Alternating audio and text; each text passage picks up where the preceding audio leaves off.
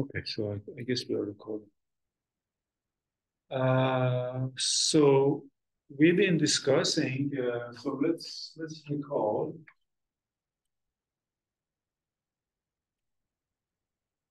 So we've been discussing axiom 3, right?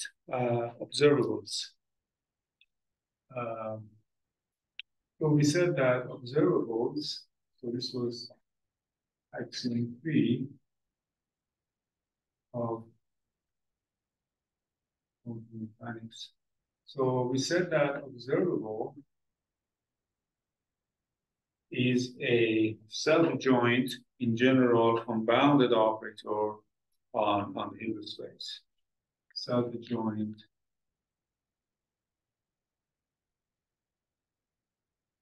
in general unbounded operator. Like A on domain of A inside H with H. And we noticed a distinction between self-adjoint operators and a larger class. We sometimes are confused with self-adjoint operators, the symmetric operators. And we say that they are different. So self-adjoint operators is inside the class of self-adjoint operators, inside the class of symmetric operators, or is much smaller.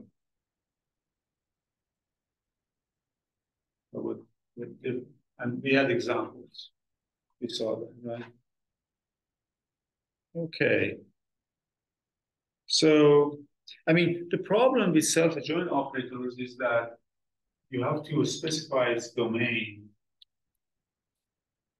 precisely, and to check that for that domain, the domain of A star is equal to A, and the domain of A star is equal to the domain of A. This is by itself is the difficult part. But then checking that it is symmetric, that's not difficult. These are just boundary value issues, which are easy. What's symmetric? Okay. Question? So it's important to have some examples in mind, but that's the examples we discussed, some examples we discussed in last lecture. All right, so now the question is, where these self-adjoint operators come from? That's the thing. So how to cook up self-adjoint operators? So there is a universal way to construct all self-adjoint operators through families of bounded unitary operators, which I'm going to define now. So definition, a one parameter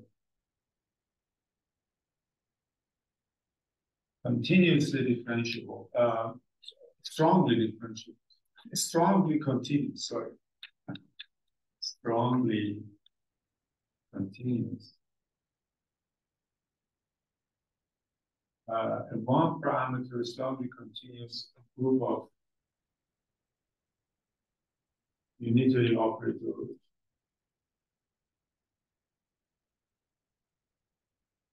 is a map. So it's a map U from R to U of H. So it's a map like this.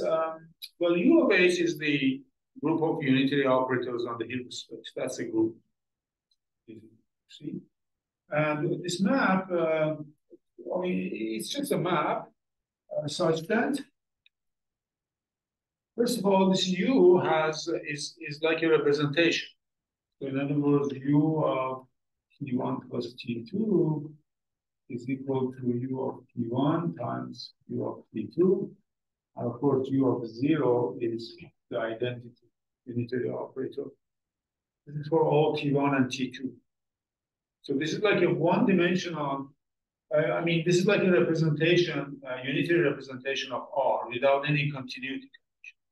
If you don't put continuity conditions, you get nowhere with this definition because you can get a lot of crazy objects appearing here. But we need some sort of continuity in this map. And the right kind of continuity is this strongly continuous condition, namely for any x belonging to H, the map from R to H that sends T to UT acting on X. E to UT of it continues. But when I say continuous, I mean with respect to norm topology in H and usual topology of R. This is very good, strong continuity. So it's a technical thing that it turned out that this is the right kind of continuity assumption. You may think, okay, why don't I put U from R to U of H? Because this has a norm topology, also bounded operators. And why not that be continuous? That's too strong. You don't get very many results like that. This is the right strong continuity is the right condition. Questions? So like an example of some important operators we miss out on it to make it stronger. Yeah, exactly. That's an excellent question. So let me now give you an example of this. So first of all, it's clear. This is like a unitary representation of R, basically. Again, in representation theory, you must assume some sort of continuity condition. If you don't, then we are in problem. Okay, so here's an example that you were asking, you were looking for. So let's define H equal to a 2 of R, and let us define U of T, so on F. So I have to tell you how it acts on functions, right? Well, on some point X is equal to F of, okay, maybe point S is equal to F of E plus S. So we're just shifting the function. So if you have a function like this, you shift it to here. It's just a shift. I mean, first of all, it's clear that this map is a representation. I mean, first of all, UT is a unitary. You can check.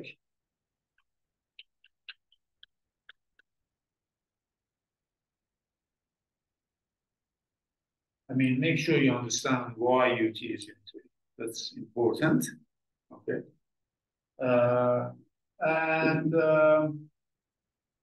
Second of all, this map is strongly continuous. And U is strongly continuous. Namely, when you fix F, which is what plays the role of X here, when you fix F, the map from R to L2 of R, which sends R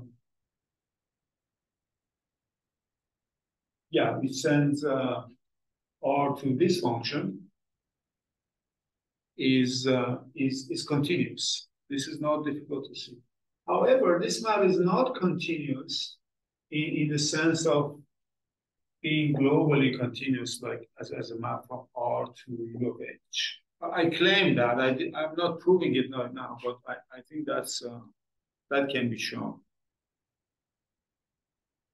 So if you want, that's an exercise. And if you have difficulty with it, let me know. I can prove it. So yeah, indeed, this example is very fundamental because it's a shift operator, it's translation operator. And it's one of our examples. Yeah, that was a good question.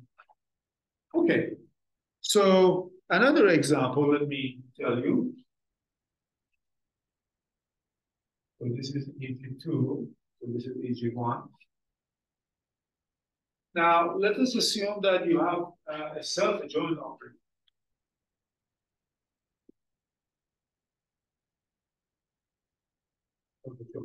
So self-adjoint in this unbounded sense, general unbounded sense. Let's assume you have a self-adjoint operator. Then, okay, I will talk about the spectral theorem soon, but then, so a spectral theorem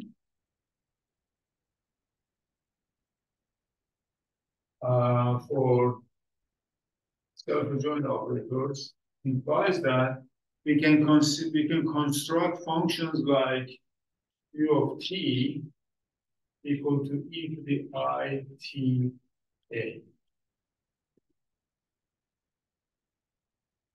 We can construct such functions, such operators. Okay?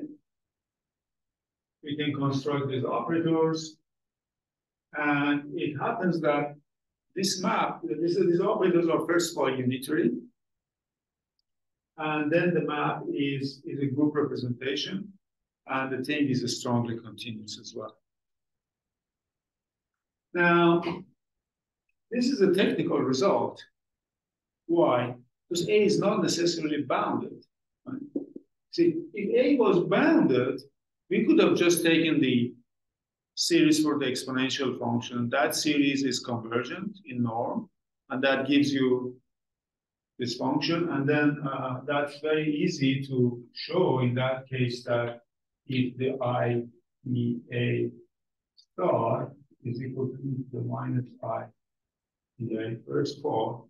And also you can show that with such maps, e to the A1 plus A2 equal to e to the A1, e to the A2, if A1 and A2 commute.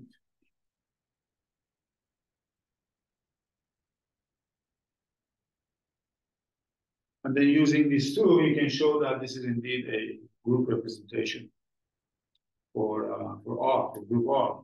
And the strongly continuous also is not difficult. In fact, in this case, if A is bounded, the map is continuous in the naive sense, as a map from R to unitary group is continuous. However, if A is unbounded, then you're out of luck because you cannot take this series. The series is divergent. You don't know what is where it can be defined, and series is divergent. This method doesn't work at all. So you need much more powerful, which is the spectral theorem, theorem for unbounded self-adjoint operators, which I'll talk about soon. Anyhow, but that's the one method to construct the one-parameter groups of family of groups of unitary operators, strongly continuous. Okay. But now, so the good news is that that's it. Every one-parameter strongly continuous group of unitary operators can be constructed like that. And this is the content of Stone's theorem. So any questions? So for example, one is your It is momentum operator. It's IDDX, yes. In that case, indeed. So any strong representation can be done this way. Yes. Can. That's Stone's theorem, which I'm going to. And that's the foundation of dynamics in quantum mechanics. Okay, so let me then erase this part.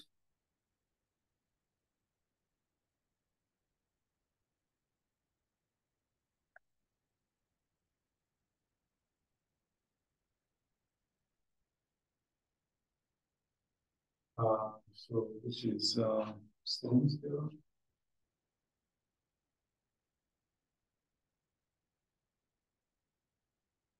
Any strongly continuous one parameter group of unitary operators is of the form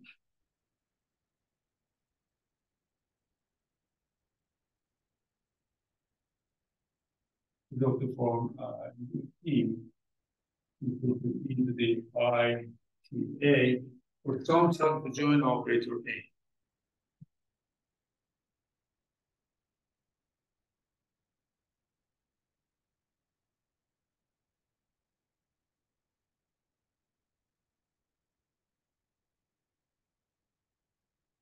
It's of the form that of second example that we discussed.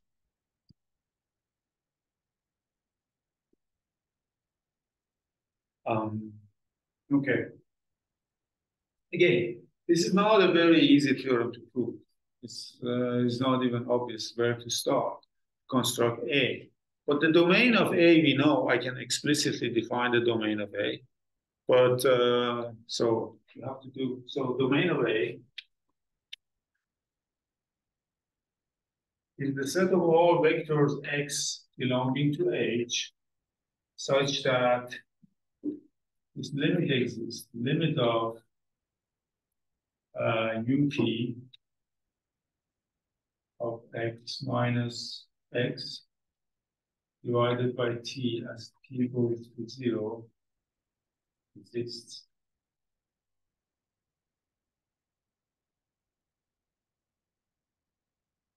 So in a way, like domain of A is like the place where this is a set of vectors where this function ut is differentiable at 0. And in fact, you can define A of x. And in fact, A of x and its domain is given by it's given by this limit, is 1 over I ddt of ut of x at t equal to 0. Yes. Wait, for all x belonging to the domain of A.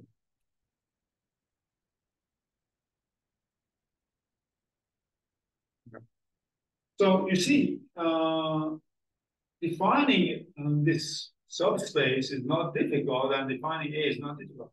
The difficulty is to show that, imagine that this is self-adjoint. For example, to show that this set is dense in H, and then this guy is self-adjoint, and this thing. So that's a lot of work. The best thing you can do to start gaining some experience is to start with the finite dimensional case. In the finite dimensional case, still there, it's an interesting problem to do. But in that case, because you have some sort of a structure theorem, canonical forms for these unitaries, maybe you can get away. But the difficulty is that if you do it that way, then you don't have a clue in the infinite dimensional case. So okay. So we have this. So Stone's theorem, in fact, puts one-one correspondence between self-adjoint operators on A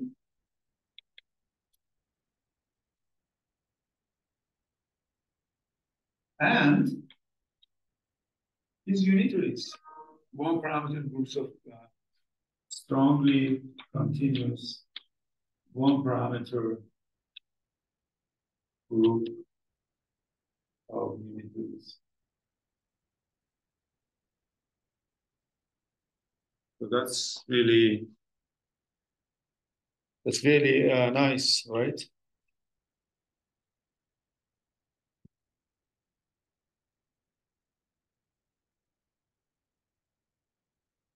Yeah.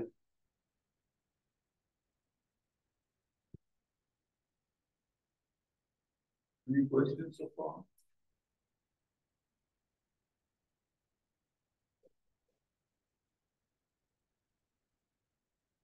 The limit is the derivative. You see, what is this? I mean, formally, take the derivative of this guy. Yeah, formally. I mean, this is a crime to argue like this, but formally is okay.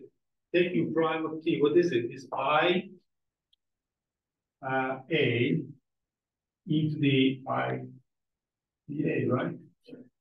Put t equal to 0, so you get u prime at 0 is equal to I. There you have a. And that's why I divided by I here. Where is it? Oh, yeah, here. But this is yeah, not a. I mean, formally is okay and gives us an idea, but I mean, it's not a proof.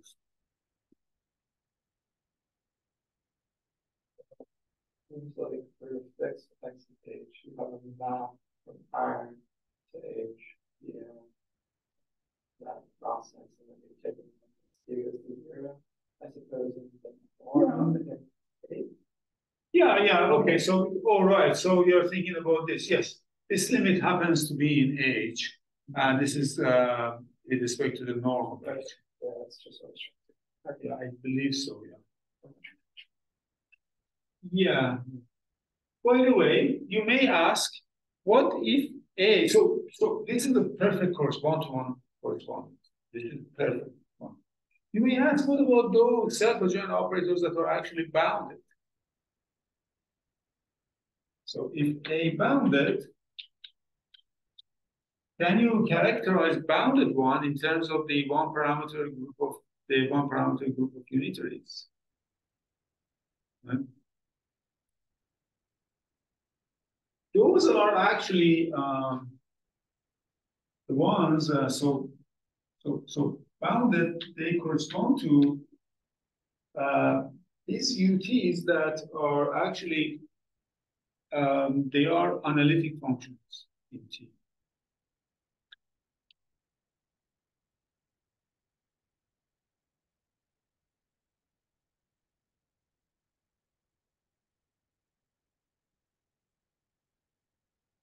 So in other words, you can write the power series expansion for UT in terms of series of operators.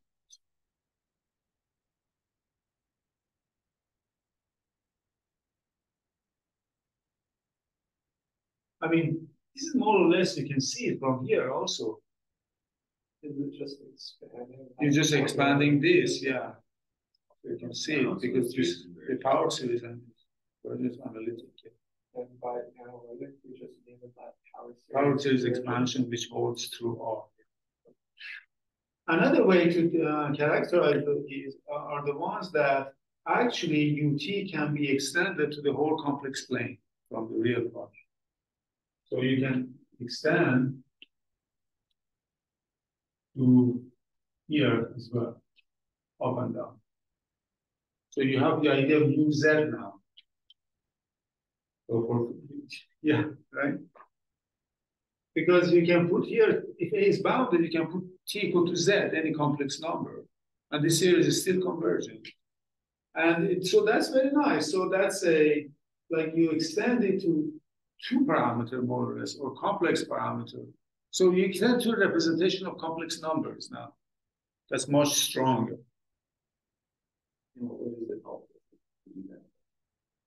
Sometimes it's helpful in statistical mechanics. Yeah, to have that, because you want to extend your partition function instead of beta to complex temperature. Because temperature is 1 over IT. Oh, okay. It's related to time to this process. So we will get to that. Okay. Are there any questions? You extend that to any setting C, and all of a sudden you're once you go off the real axis, you no longer have a unitary operator.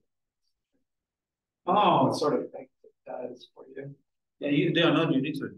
Yeah, off the real axis, they are not unitary. You're right. Think about what kind of Yeah, that's a good idea. There is this non-unitary quantum mechanics, which I don't know what it is, but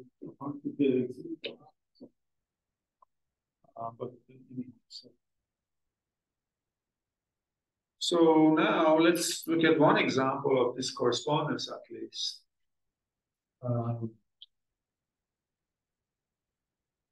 What is A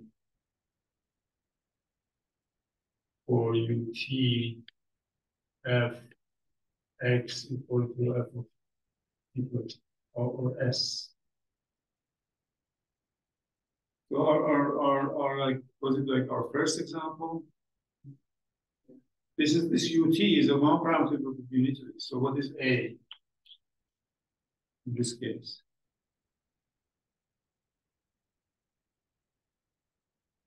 Yeah, is the so-called momentum operator over 1 over I dx.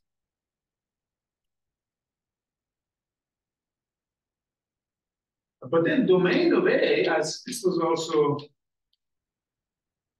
our first example, more or less unbounded operator.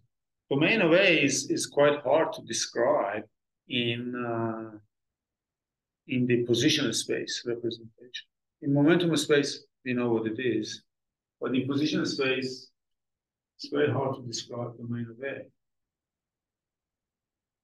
Why is it A? So it's not clear. So yeah, I can give you again formal reason why. That's my logic as well. That's my logic as well. Basically expanding that exponential. It's Taylor's theorem. Oh, okay. What does Taylor say?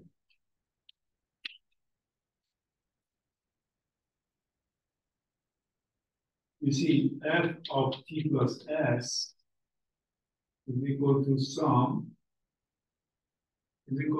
of nt over n factorial n from 0 up to infinity s to the n, right? Well, I mean, this equality is only for analytic functions. Okay, so let f be analytic. Well, what does this say? I mean, this is Fn, right? What does this say? Your exponential, so you can write it as exponential of ddx of f. This is the exponential of derivative operator. So this is the formal reason, and maybe the real reason behind it. But you can also argue by starting by differentiating this function, ut at 0, which you really, it means you're taking derivative of f. That's also very easy to see using this definition, which is the correct definition. Yeah, so maybe even you don't need that. You just use that. You differentiate. Even one time differential is enough to know what A is, because A is given. Oh, that's all. Okay. Only one differential is enough. Yeah, okay, I see. One thing that's kind of nice about this, though, is that classically momentum is corresponding to conserved quantity. Well, it corresponds to translation in various systems, I think, for that is considered. And now you see having translation appear there. This gives like a justification for why the momentum operator is like 1 over I d by dx. And it's generating translations corresponding to the principle class. That's one justification into the point. Okay, now we can use this to actually solve the Schrodinger equation and Heisenberg's equations using this. So, because I already discussed dynamics as well in last lecture, right? In Schrodinger's picture, at least. Not in Heisenberg, but in Schrodinger's picture I discussed, right? Did I discuss dynamics in my last lecture? You have the analog of the Oh, yeah, right. Okay. Yeah. I keep seeing Heisenberg's picture. Yeah. So let's recall Schrodinger's equation.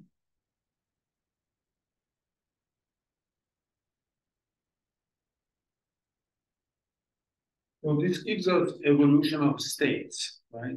So this was IH bar, this side dt equal to H of psi, where we always assume H is self-adjoint. That's what we assume. Okay, so then Stone's theorem implies that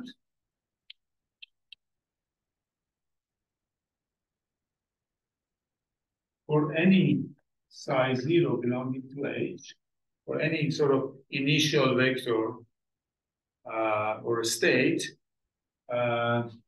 U of t equal to e to the 1 over IH bar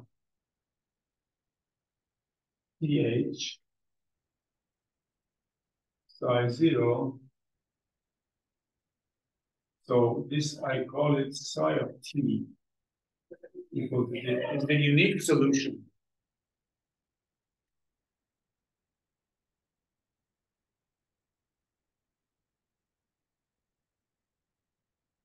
of Schrodinger. So that's very nice picture now. For any state vector psi 0 at time 0, for example, there exists a unique path of vectors in future and in the past as well that satisfies Schrodinger's equation. So as a uniqueness. And because H is self-adjoint, I can take this. This is one parameter group of unitaries.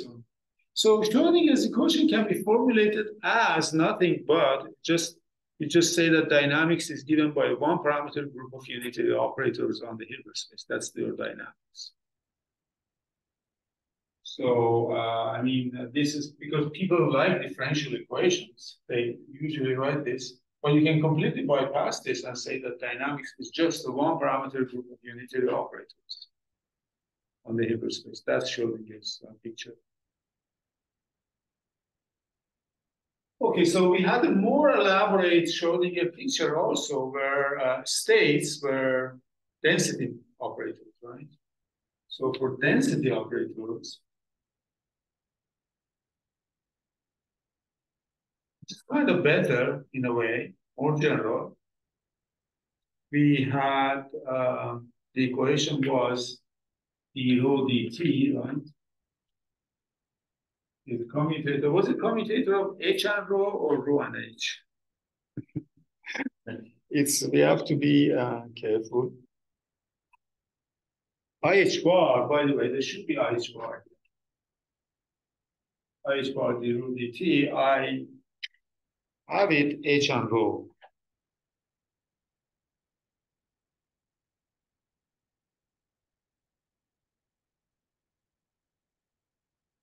Right?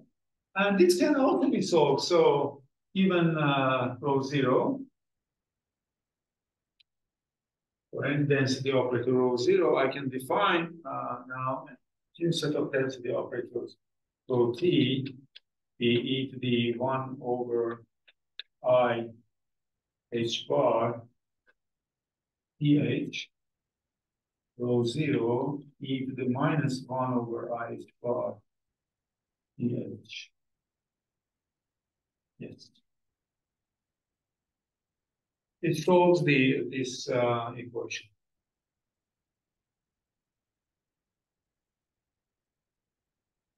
Is the solution.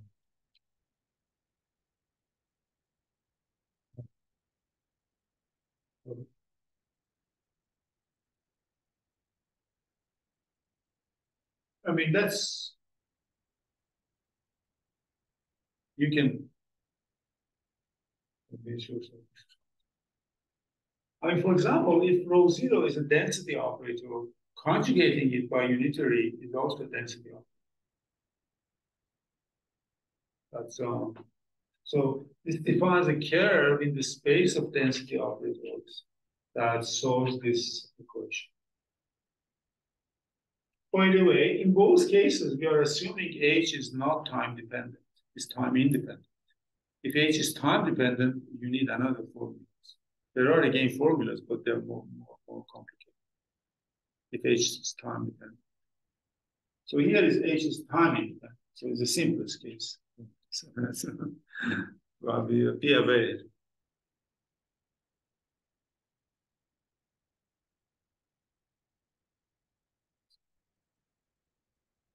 Any questions or?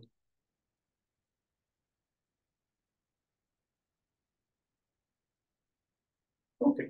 So now we can compare this with, I'm not sure we discussed Heisenberg's picture of quantum mechanics or dynamics. We didn't. So like half of the world is in Schroedinger picture. The other half we can think of in Heisenberg, sometimes Heisenberg's picture. So this is Heisenberg's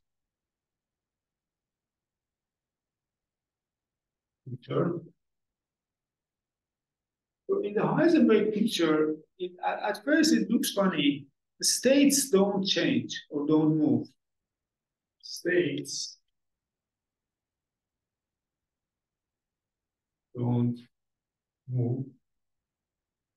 Basically, states of the system, they are the same. It doesn't matter. But what changes is observables. Observables change. Evolve.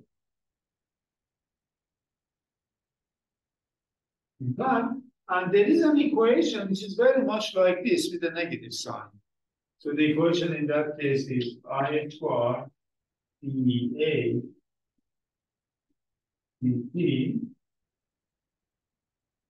I bar dA dt is equal to, it's the other way around, commutator of A and H. You see here in the Schrödinger, it was H and rho. The Heisenberg is A and H. And the interpretation of rho and A are quite different. Rho is a state, is density operator, representing a statistical state, mixed state. But this A is an observable. But then again, using the Stone's theorem applied to H, we can just write solution. AT equal to e to the, but this time going to be minus 1 over I bar e H A equal 1 over I bar. Then this solves the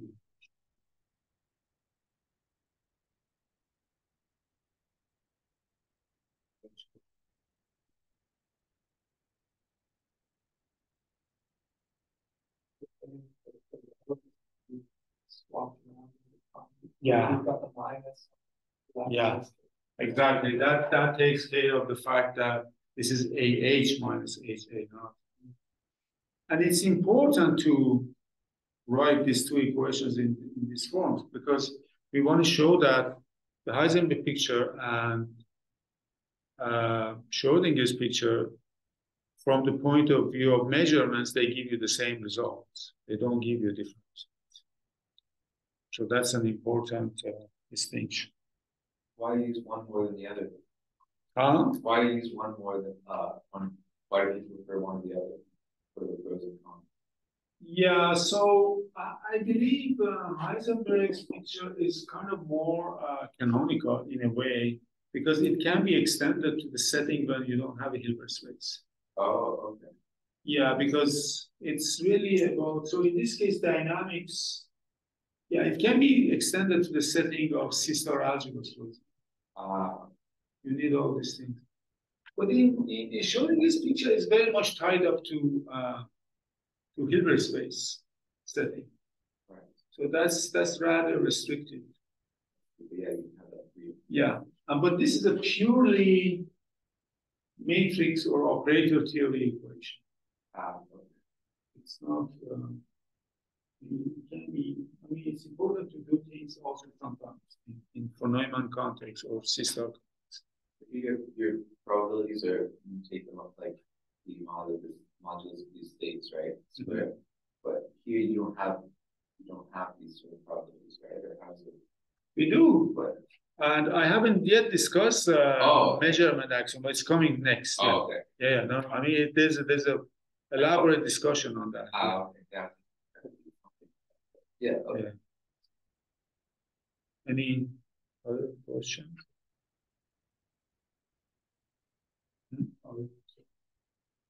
Okay, so I mean,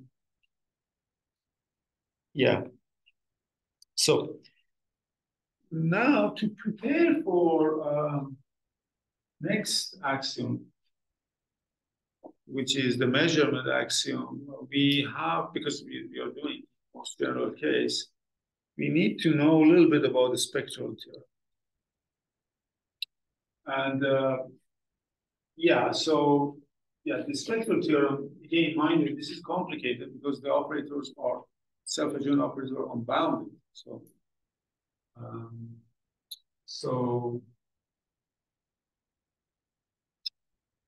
and the space is infinite dimensional. So you have to take care of both issues. So this is, if you like, the spectral theorem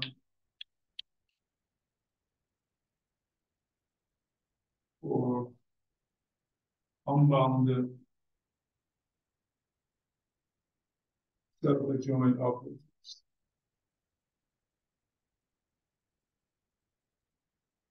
Okay. So now let's fix the setting a little bit. So the first case, dimension of H is less than infinity. So in this case, we have a self-adjoint operator, right? A belongs to another H. Self-adjoint.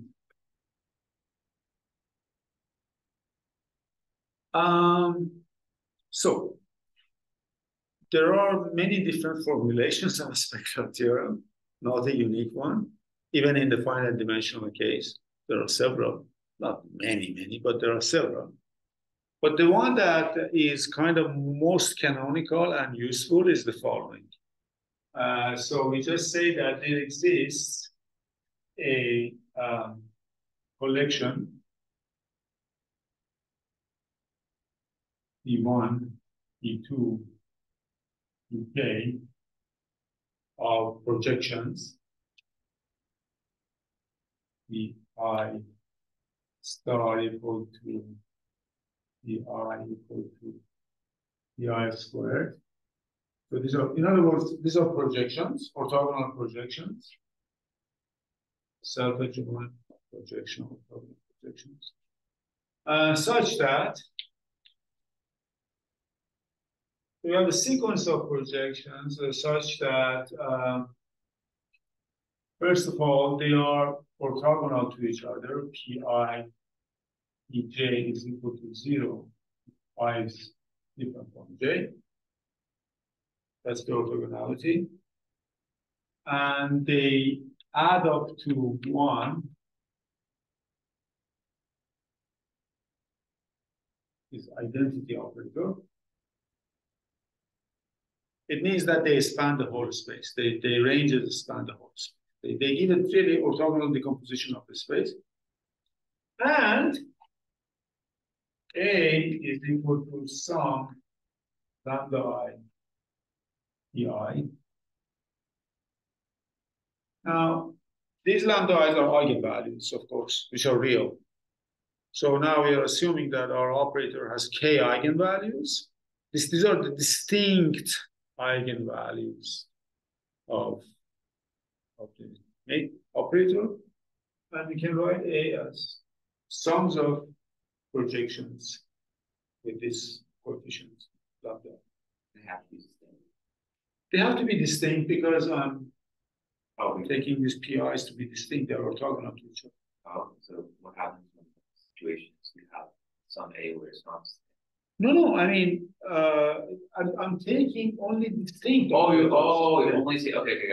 Yeah, I mean, you have some you could have that. Yeah, you we can also you can have multiplicity. The multiplicities are reflected by dimension of PIs. Gotcha. Okay. This is what we were discussing. Yeah, Essentially, this is the way to do it to avoid that kind of degeneracy.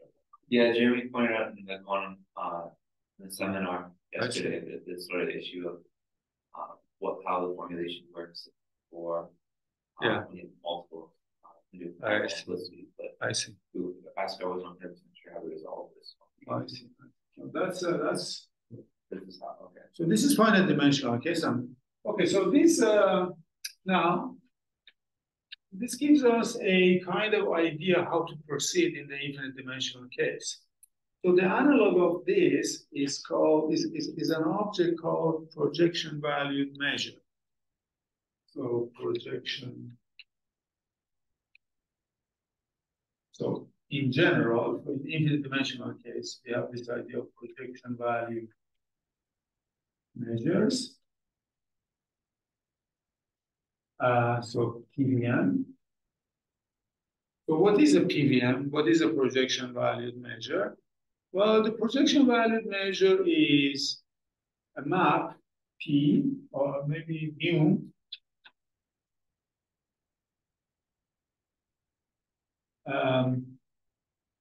so for any U inside R or L subset, you have mu of U belonging to projections of operators. Projection operators. Okay. So for any Borel measurable subset of R, you attach a projection operator such that this association, it's exactly satisfies like conditions of the measure, except that this measure is not real value, it's operator value, it's projection value, as the name suggests, right? So, I mean, it's kind of clear what to do, right? So if such that if U1 intersection U2 equal to empty, if they are empty intersection, then they are orthogonal to each other. Huh? I mean, then mu of U1, mu of U2 is equal to 0, right? And if Ui intersection Uj is empty, I from 1 to infinity, so you have then P or mu of union Ui, I from 1 to infinity is equal to sum of these things. So this is like sigma additive, like measure theory.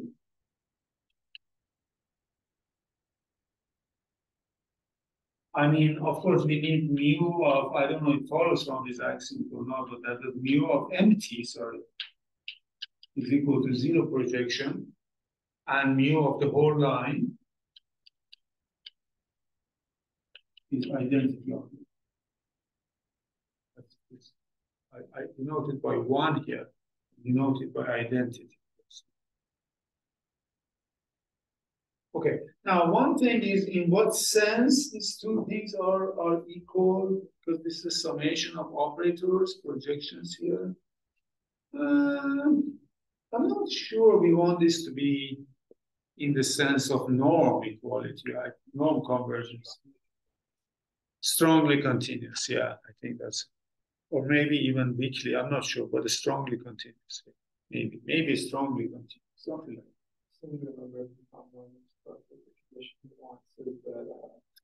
Converges if you put any x and h on either side. Oh, I see. So it converges in norm. Not in norm, but no. Strongly continuous means that if you put any. Yes, that converges. Like our original strongly continuous one parameter family. Yeah. So we have this. So this is a very general gadget. It's a generalization of idea of measure. Now, what happens is that to any self-adjoint operator, you can attach one of these things.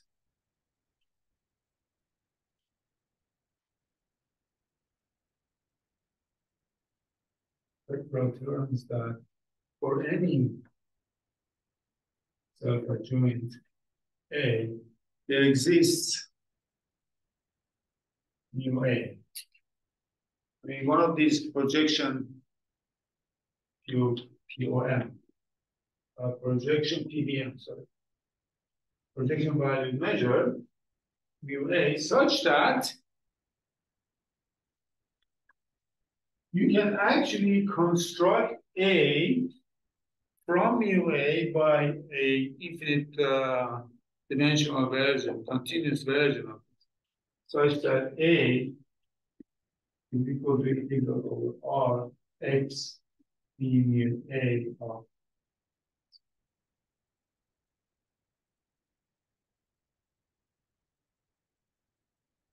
Now, there are a lot of things to grasp here. For example, what does this notation mean? Well, this is where we can define it like in Lebesgue measure theory, except that instead of putting usual measures here, we are putting this sort of operator valued measures. But basically, the theory goes through, but formally also rigorously goes through. And you can make sense of this integral.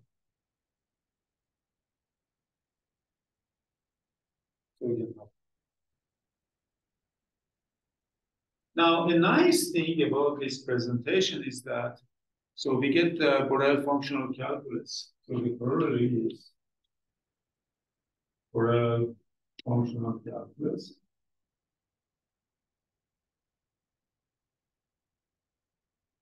So what happens is that, imagine now you have a measurable function on the real line.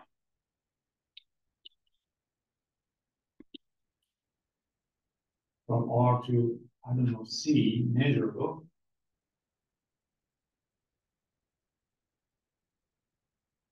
So either you want to assume that this is, now there must be some growth condition at infinity, which I'm not sure. You can define, however, you can define, you get f of A by definition to be equal to integral f of x d mu A.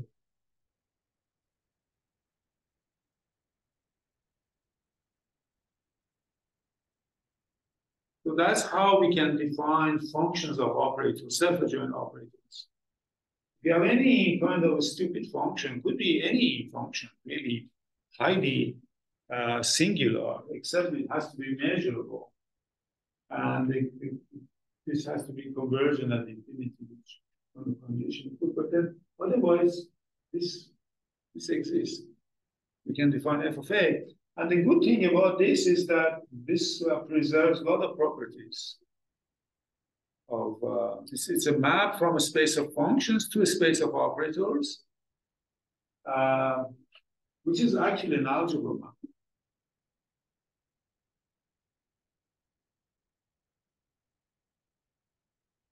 So,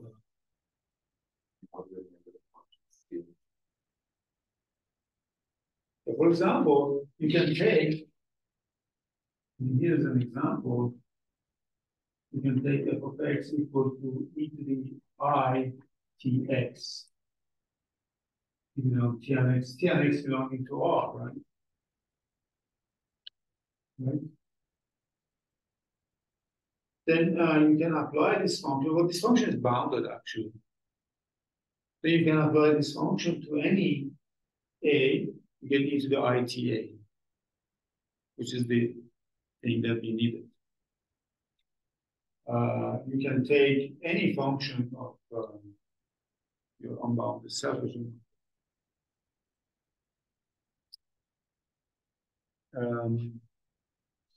You say it's algebra now?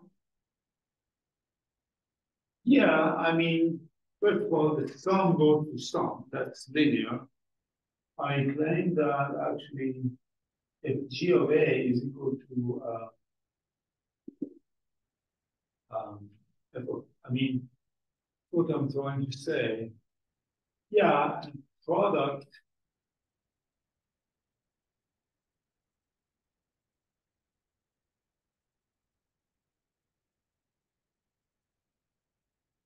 this sort of thing holds, I'd say. I guess I'm just worried a little bit because in general, you might get unbounded operators, and now there's like the main problems with all the time. Yeah. That might just be some. Yeah, everything, but I mean, everything, let's assume everything is okay in that regard. I'm worried about the formal aspect of this relationship. But let's not get bogged down on this because I'm not 100% sure what's the exact story there. Yeah, that's something to think about. Yeah. Okay, so why we got into this actually? Why we got into this? I mean, we need this in order to discuss axiom of measurement, right? So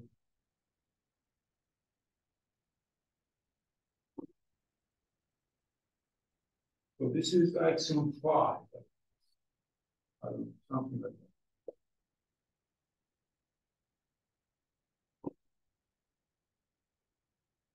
Measurement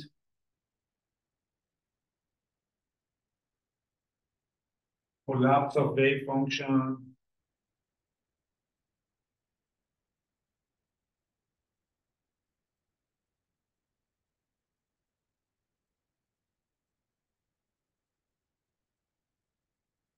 and all that.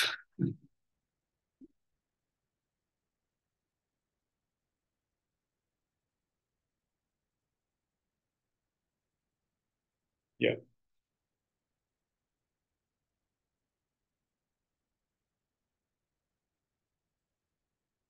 Yeah. So let's see what is measurement classically. What do we mean by classically? This is quantum version. So the states are some manifold M, right? States are some manifold M. Observables are real valued functions, M to R. So these are states. I mean, some X belonging to M. Observables are some real valued function on a state space. And measurement is just, so what is measurement? Given X and F, you have to need two things. Given X, state of the system at some time, and F, you give me the value of the observable when the system is in state X, and that's just evaluation of X. Right? So this is the picture that we have of classical measurements. We have some space, which is a state space, and some observables, which is function on that, real values. Real values correspond to self-adjointments, by the way. And we evaluate that. So, for example, you can see, I mean, imagine the question is, the observable is position of Earth. Well, in any moment of time, Earth is at a certain position in some coordinate system. And you evaluate the value of your function at that point, and that's gives you the coordinate of the Earth at that point of time. Now, quantum mechanically, we have a Hilbert space. Right? And the states on this Hilbert space, if they are not mixed, they are raised here. If they are mixed, they are, yeah. And yeah. And then observables, they are unbounded operators A from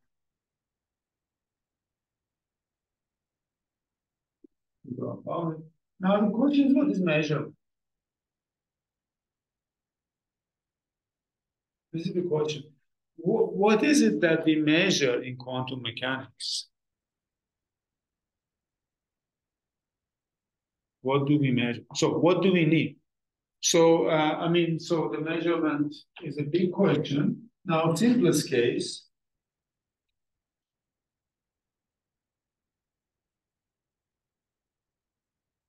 let's assume that the dimension of H is less than infinite. Just give us some free time. Dimension of H less than infinite. And the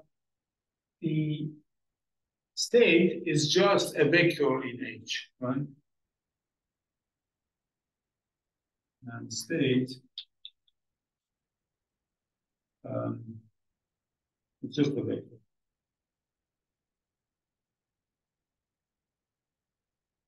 It is represented by a vector in H. It's a pure state, in other words, which is still defined only up to the phase. Okay, so then you have A and you have psi. So your state is in the state psi, and you want to measure the observable A. What do you see? That's the question. So classically, we are evaluating a function on a point. Here, you might say, we just evaluate my observable on this psi. So you get another state. That's not what you want to do, and that's not what you do. In observations, you always measure a real number. You always measure a real number.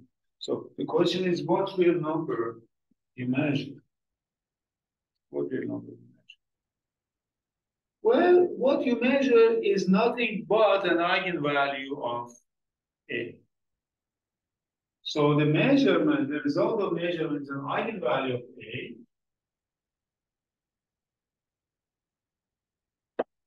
Lambda I, one of the eigenvalues. So this is the probabilistic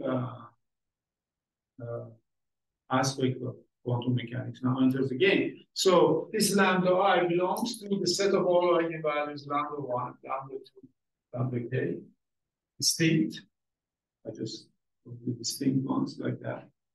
So you just pick one of these things. Every time you observe, but now the question is, what is the probability of observing lambda? So probability of observing lambda I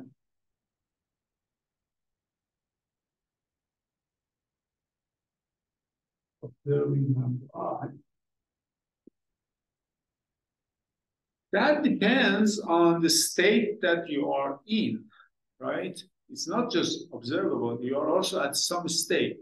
That's really what you have to do. You have to project that psi into the eigenspace of lambda I and square the norm.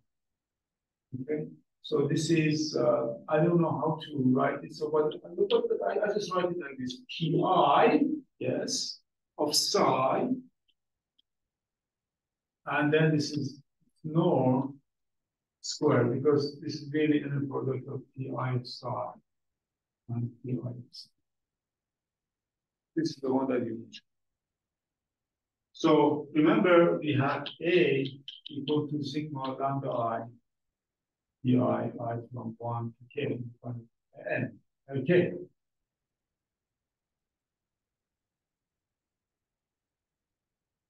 So all of a sudden, given A and given psi, you have a finite probability space in this case, which or random variable, if you want, it's better. The random variable, its values are eigenvalues lambda 1, lambda 2, lambda k, and the probability of achieving lambda I is this one. And now, of course, so this is unfortunate because I have got this pi and pi, so I just put pi here, and you should not confuse this pi with this pi, because this is probability, this is a projection operator. And of course, obviously, sigma pi equal to 1. So it is a probability space. I mean, this is non-negative and this is a probability space. So,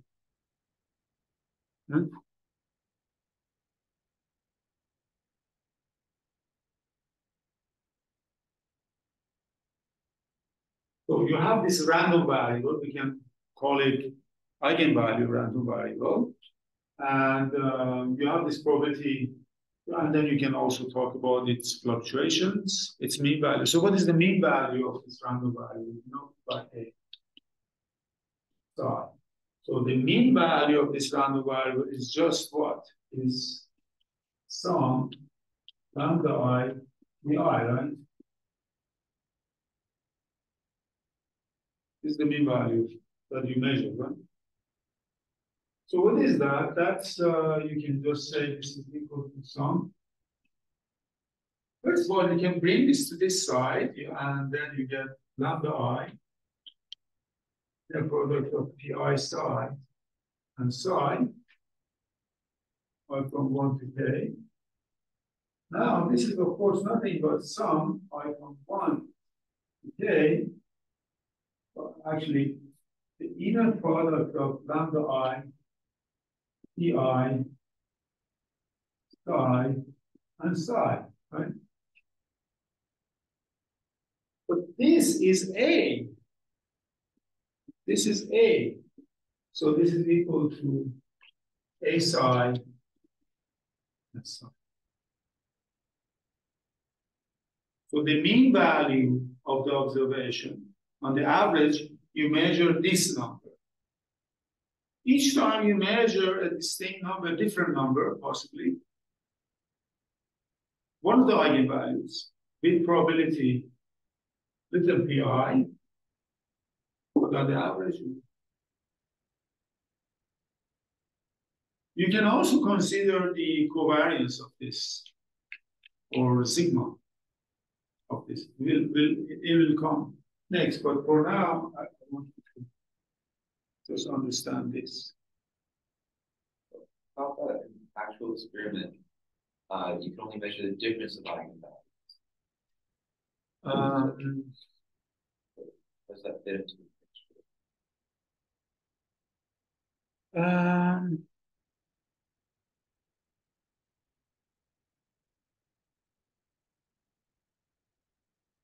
Well, I mean,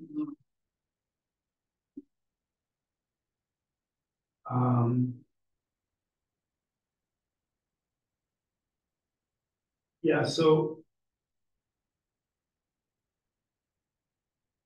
right.